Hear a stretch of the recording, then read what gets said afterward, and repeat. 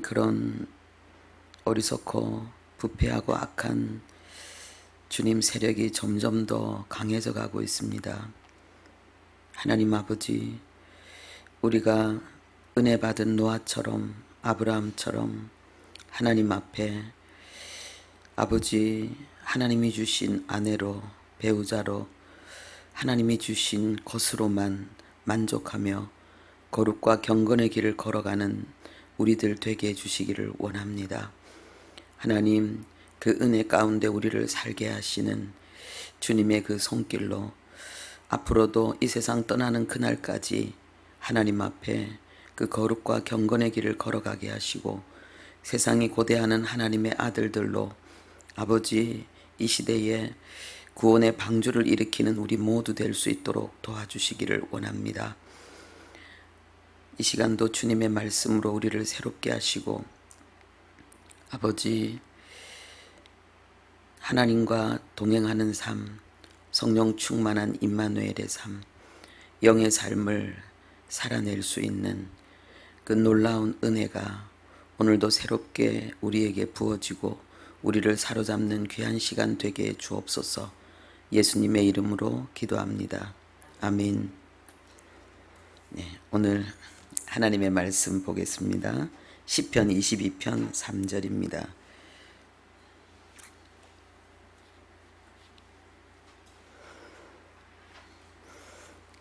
네, 시편 22편 3절입니다.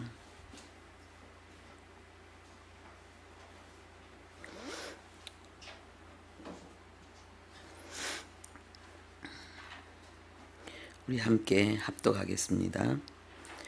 이스라엘의 찬송 중에 계시는 주여, 주는 거룩하시니이다. 아멘.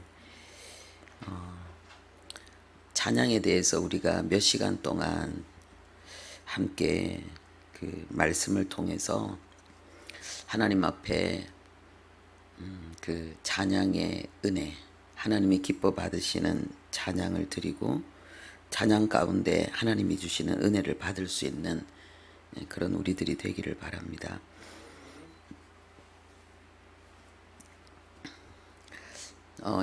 성령의 열매를 통해서 하나님께서 주시는 은혜가 있었고 저에게는 또 좀 쉴 수 있는 그런 시간이 있었는데 제가 오늘 또 설교를 하니까 이상하게 좀 설레는 거예요. 역시 좋구나 하는 생각이 듭니다. 60세가 넘은 한 노인이 있었습니다. 그는 일생을 바쳐서 일군 사업이 있었는데 그 사업이 망하고 문을 닫게 되는 그 어려운 형편을 만나서 이분이 너무 스트레스를 받고 너무너무 그 마음에 고통이 심해서 정신병원에 입원을 하게 되었습니다. 근데 하루는 이분이 정신병원에서 멍하니 벤치에 앉아 있는데 어딘가에서 노래소리가 들려왔습니다. 너 근심 걱정 말아라, 주 너를 지키리. 주 날개 밑에 거하라, 주 너를 지키리. 찬송가였습니다. 한 여인이 무심코 환자였는지 의료진이었는지는 모르지만은 그 찬양을 부르는데 여기 환자라고 적혀 있네요. 어느 여환자가 그 찬양을 부르는데 그 찬양 그 가사가 이 노인의 마음속에 들어왔습니다. 그래서 그렇지, 주님이 나를 지키시는데 내가 왜 걱정을 하고 있지? 이렇게 생각을 하고 그 마음에 변화가 일어났습니다. 그래서 그는 용기를 내어서 그 병원을 나왔습니다. 그리고 조그마한 우리식으로 하면 포장마차 같은 그런 것들을 열어서 값싼 닭고기를 튀겨서 사람들에게 그 자신만의 그 독특한 요리 비법으로 제공하기 시작했습니다. 그리고 사람들이 그 맛에 감동을 받고 만족을 얻고 막 소문이 나서 사람들이 몰려오기 시작했습니다. 그리고 계속해서 분점이 생기고 나중에는 해외로까지 그 판매망이 확대되게 되었습니다. 여러분 혹시 아시는 분은 아실 텐데 이분이 KFC 그 창업주 커넬 할랜드 샌더스라는 분입니다. 저도 우리 성도님들 가운데 그리고 제 자신에게도 너무 힘들고 어려울 때 찬양을 통해서 하나님이 위로하시고 힘주시고 그리고 새로운 방향을 이끌어 가시는 그런 은혜들을 받습니다. 그래서 우리에게 있어서 하나님의 복음의 말씀만큼 이 찬양이 얼마나 중요한지 그것을 우리가 깨닫고 그리고 우리가 은혜 받고 하나님 앞에 신앙 고백으로만 이 찬양이 의미가 있는 것이 아니라 그 이상의 엄청난 그 비밀이 있고 하나님의 역사가 있다는 것을 우리가 함께 알게 되기를 바랍니다. 첫 번째로 우리가 오늘 본문의 말씀처럼 이 찬송은 하나님의 임재의 장소입니다. 찬송은 하나님의 임재의 장소입니다. 이스라엘의 찬송 중에 계시는 주여, 우리가 이렇게 오늘 본문 말씀을 읽었는데요. 찬송 중에 계시는 주여. 이 계신다는 말은 이 단순히 앉아 있다는 의미가 아닙니다. 하나님은 이 계신다는 이 단어를 통해서 이 말씀을 통해서 우리가 하나님이 어떤 마음으로 하나님이 어떻게 우리의 찬송 중에 함께 하시는지를 하나님은 우리가 알기를 원하십니다.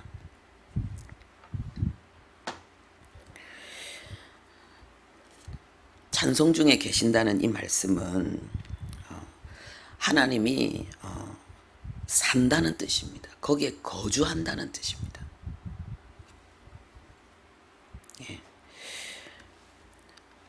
하나님이 우리가 찬양을 하니까 하나님이 그냥 예식상, 체면상 잠깐 앉아 계시다가 찬송이 끝나면 떠나시고 뭐 그런 어떤 모습이 아니고요. 하나님이 아예 찬송 중에 우리가 거주하듯이 우리가 살듯이 하나님이 함께 하신다는 것을 나타내고 있습니다. 오랜만에 만난 친구가 있으면은 뭐 이런 얘기를 들을 수 있죠. 아, 나 너 만나고 싶었는데 너무 반가워. 그러면은 우리가 이렇게 대답할 수 있습니다. 나 신정동에 살아. 나 울산에 살아. 울산에 오면 언제든지 나 만날 수 있어. 여기 오면은 연락해. 뭐 그렇게 할 수 있잖아요. 언제나 가면 만날 수 있는 그 장소. 하나님을 언제나 만날 수 있는 그 장소가 바로 찬송입니다. 그래서 찬양이 있는 곳에 하나님이 계시고 하나님이 계신 곳에 찬양이 있습니다. 우리가 찬송을 시작한다는 것은 하나님이 계신 방으로 들어가는 것과 같습니다. 누군가 방 안에 있는데 문을 열고 그분을 만나기 위해서 들어가서 그분과 대면해서 어떤 시간을, 특별한 의미 있는 시간을 보내는 것, 바로 찬양이 그런 겁니다. 하나님께서 찬송을 통해서 이렇게 우리를 만나시고 우리가 거주하면, 우리가 살면 그냥 가만히 있는 게 아니잖아요. 거기에는 많은 삶의 내용이 있잖아요. 거기에는 행동이 있잖아요. 역사가 있잖아요. 찬양 중에 하나님께서 엄청난 그러한 우리와의 교제와 소통과 그리고 우리를 치유하시고 회복시키시고 하나님의 깊은 비밀을 알게 하시고 그리고 기름 부어서 하나님의 그런 놀라운 능력과 은사들을 우리에게 공급하시고 하나님이 우리를 돌보시는 많은 역사를 하나님은 찬양 중에 찬양을 통해서 우리에게 행하신다는 것을 하나님이 우리에게 알리기를 원하십니다. 그래서 이 계신다라는 이 말씀을 하실 때에 그 문법이 이 분사로 되어 있는데, 이것은 뭐냐 하면은 하나님이 찬송 중에 어떻게 계시는지, 하나님이 찬송 중에 계시면서 하나님이 어떠한 역사를 이루시는지를 하나님은 우리가 잘 알기를 원하시는 것입니다.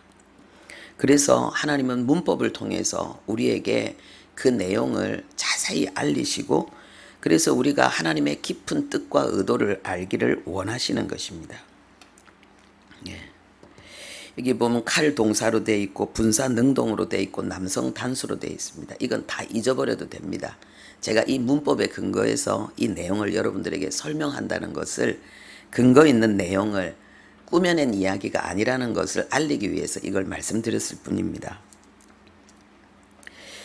예. 하나님께서 하나님 우리와 함께 해주세요. 우리에게 역사해 주세요. 막 하나님 만나고 싶어요. 우리가 막 애원을 해서 우리의 간절함에 하나님께서 응답하시고 역사함으로 찬송 중에 거하시는 것이 아니고, 하나님이 오직 하나님의 뜻으로, 하나님의 작정으로, 하나님의 원하심으로 하나님은 찬송 중에 임재하시고 역사하십니다. 할렐루야. 그러니까 찬양을 통해서 거주하고 함께 살고 함께 생활하는 그 놀라운 동거의 신비, 삶의 그 반려자와 같은 그런 하나님의 역사하심을 하나님은 찬양을 통해서, 찬양 가운데 하나님은 그 동반의 놀라운 역사를 이루시겠다고 하나님 스스로 작정하시고, 하나님 스스로 100% 하나님의 의지와 하나님의 뜻으로 하나님이 그것을 작정하시고, 그리고 하나님이 그것을 이루신다는 것입니다. 그리고 하나님께서 정말 마음을 다해서, 하나님이 전심을 다해서 하나님은 찬송 중에 임재하시고 우리에게 역사하신다는 것을 나타냅니다. 예. 제가 이 문법을 쓰는 거를 여러분들에게 조금 설명을 드릴까 안 드릴까 굉장히 고민을 해요. 어떻게 해야지 여러분들의 마음을 편하게 할 수 있을까. 예. 그래서 제가 단어를 쓸 때도 조금 전에 제가 히브리어를 쓰지 않고 그냥 뜻만 풀어드렸는데요. 근데 지난 주일에 제가 doing과 being을 이렇게 설교 중에 사용했더니 그 단어만으로 그냥 어떤 굉장한 이해를 받는, 그러한 분들이 계셨어요. 특히 학생, 청년, 젊은이 중에 그런 역사가 많이 일어나요. 그래서 혹시 제가 그런 부분에 대해서 어떤 분들에게 이 어떤 원어를 사용하는, 문법을 사용하는 것이 조금 마음에 불편함이 될까 싶어서 가능하면 사용하지 않으려고 애를 쓰기도 하는데, 또 어떤 부분은 요즘 전부 지식과 정보의 사회니까 이 생각들이 옛날하고 다르니까 좀 사용하는 게 괜찮는가 이렇게 생각이 되기도 하고, 그래서 아직은 제가 좀 갈등 중에 있습니다. 여러분들에게 어떤 게 더 좋을지를 잘 몰라가지고요. 예. 제가 아까 여러분들에게 이게 문법에서 이것이 남성으로 되어 있다 그랬는데, 이것은 뭐냐 하면은 뿌리를 이야기하는 거예요. 마음의 동기와 원인을 이야기하는 거예요. 그렇단 말은 이게 하나님이 계시다는 것이 남성으로 되어 있거든요. 예. 그게 정말 하나님이 진심으로, 하나님이 마음에 우러나서 하나님이 우리의 찬양을 하나님이 받으시기를, 찬양 중에 하나님이 우리와 함께 하기를 원하는 하나님의 진심, 하나님의 전심을 하나님은 우리가 알기를 원하신다는 것입니다. 그러니까 이 찬양을 통해서, 이 찬양 가운데 하나님이 얼마나 간절한 기대를 가지고, 소원을 가지고, 하나님의 뜻과 의지를 가지고 하나님은 우리를 찬양 속에서 만나기를 원하시는지, 하나님은 우리가 그 하나님의 의도를 알기를 원하시는 것입니다. 이사야 43장 21절에는 이 백성은 나를 위하여 지었나니 나를 찬송하게 하려 함이니라 그랬습니다. 찬송을 위하여 지었다고? 그러면 하나님은 찬양받기를 좋아하시나?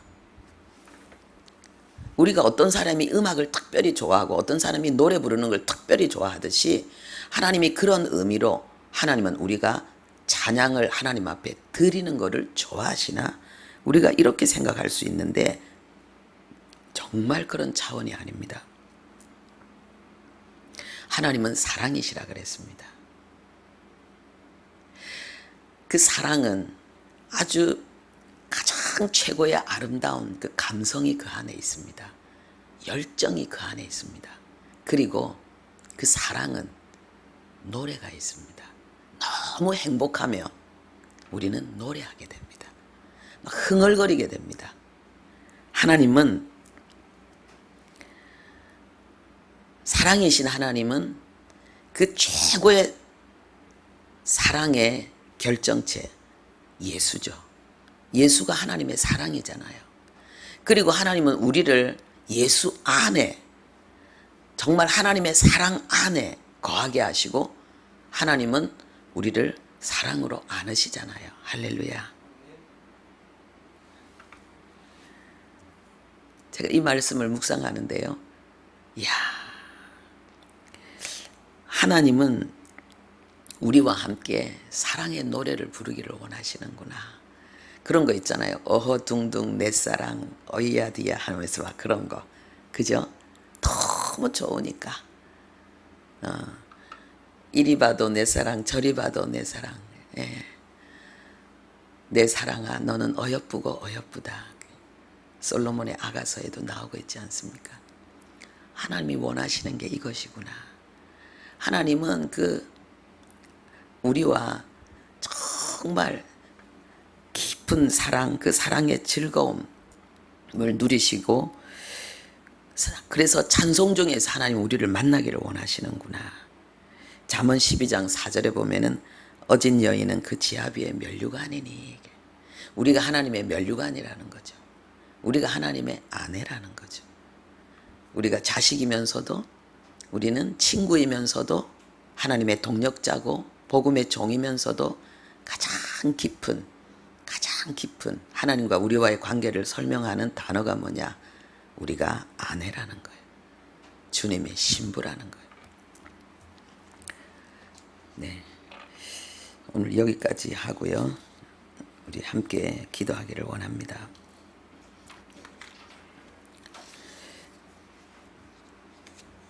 찬송 중에 계시는 주님,